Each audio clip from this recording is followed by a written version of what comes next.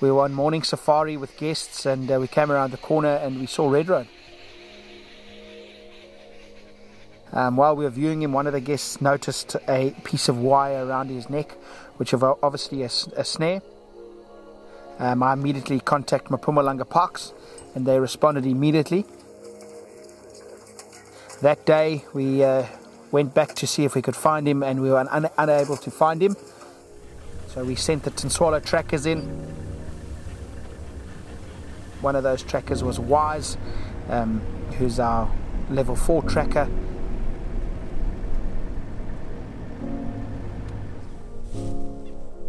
And they spent about 8 hours from 6 o'clock in the morning to about 2 o'clock in the afternoon, where they eventually tracked down the Narus, who had moved about 6 kilometers from the last spot of where the Red Road male was.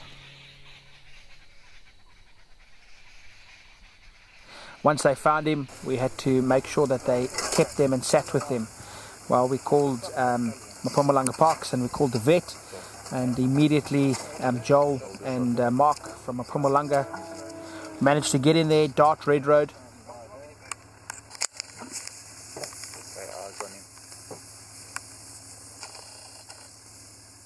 Guys, you can see, so right under his neck here he's got a very raw patch. That's really nothing actually from some of the terrible snare wounds we've seen in the past. And I'll show you guys, you see how this is looped here? So here you can't really see it, there's the loop. So that's how it loops. I'm actually not even going to really have to cut this thing probably, I can just pull it over his head. But that's so it tightens like this, they attach this point to like a tree or something else. And then as the animal goes through it, you can see it pulls tight like that. Okay. I'm just going to cut over there. Okay, so here's our snare. That's what a lion smells like, especially a lion that's just eaten. So one thing, I'll show you guys a couple cool things before we get too started on him. So most lions have this little spike here on the end of their tail, like another claw. So I don't know if you guys can all see that. Okay, it's quite a sharp little thing. So no one really knows what the sort of adaptation behind it is, but some guys in Greek mythology, and I think it's quite a cool story, at least to, even though we know it's probably not true at all, the old like prehistoric lions and that semi-lion, semi-human kind of being, whatever it was, when they used to get angry, they'd work themselves up with this spur, as they call it. So when a lion, you see it, if it ever gets angry, I don't know if you guys saw that lioness there, that the tail starts to flick. Then they used to say they flick themselves on their hindquarters with that tail spur to work themselves up, you know, into a frenzy. So it's quite an interesting one. And then what's really cool, tell you, Nina, you guys on the breathing there? Sure. So what's really cool, guys, so this is the dew claw, and this is the big ripping claw. This is how they grab and hold on to buffalo, and this is how they rip things open. So you can see just a humongous paw, absolutely huge. Come and have a feel, guys. Don't be shy. You probably won't do this too many times in your life. Part of the experience, they said we could bring our guests that had spotted the Red Road male with the snare. So the guests came in and were part of that whole experience. Luckily it was a pretty new snare, and there was no harm to Red Road. We managed to get the snare off.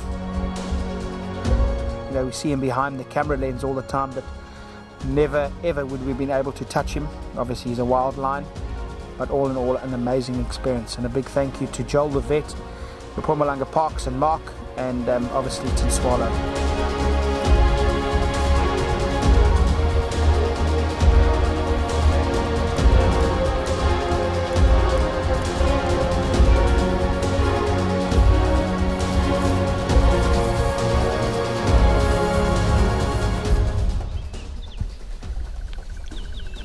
Well, yep, the Red Road is live and kicking.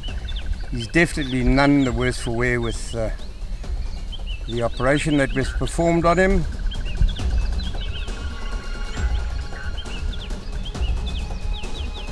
And it's also great to know that Tinswalo and the team have stopped an untimely death.